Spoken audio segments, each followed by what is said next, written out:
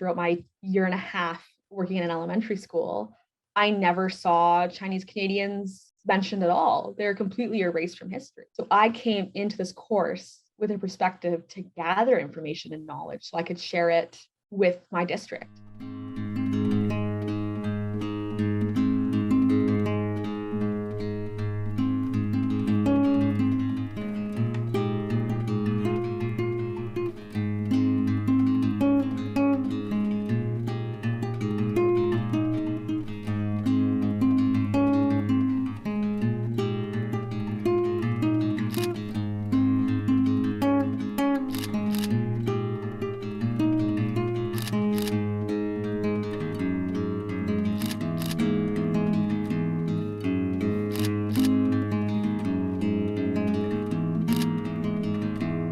My name is Vickie Gould.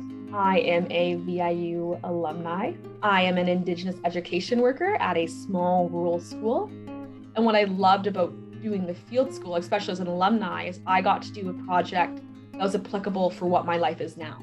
I still light up when I talk about it. The second I got into Cold Creek Historic Park, I was off. And then looking at slugs when I went over to number 1 Japanese Town. And I was having a ball that way. But I knew when I walked into the Cold Creek Park complex that I'm like, this is it, this is a field trip. So I created for my final project a 4 lesson plan series that covers the Chinatown and Japanese town in Cumberland. The first lesson was a history of Cumberland and number 1 Japanese town and Chinatown. This was done because most students don't know the history of Chinese Canadians or Japanese Canadians, especially up in Prince George where there's not a lot to talk about on that aspect. Then my second lesson was done learning the different plants. So there's 4 different plants we covered.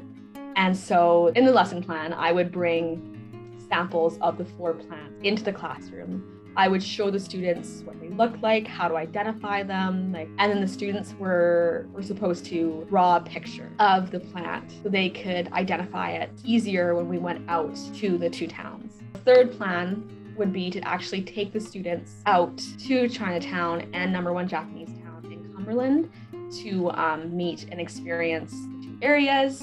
And then the 4th lesson plan was when we came back to the school a couple days later, they had to kind of put everything back together and write a small essay about what they learned for the history of the Chinese Canadians and how the plants can tell a story about where these populations have been. These lesson plans I've geared towards grades 6 and 7, and it covers social studies, it covers history, English, and physical education.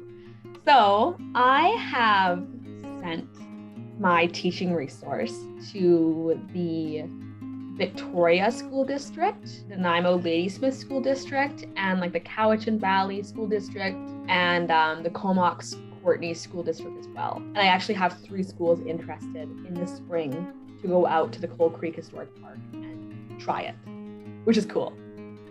I've worked with them a little bit to fine tune a couple areas that were a little bit confusing. So it was really cool to have the real world experience.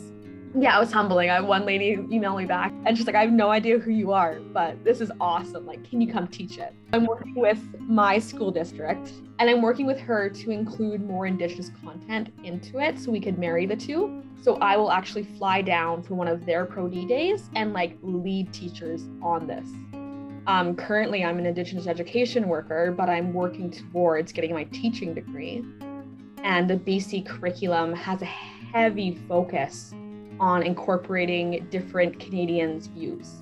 So we're leaning away from the typical white Eurocentric view of Canada, and we're including more diverse views. Teaching about the Chinese Canadians is part of curriculum now. Teaching about Indigenous Canadians is part of curriculum.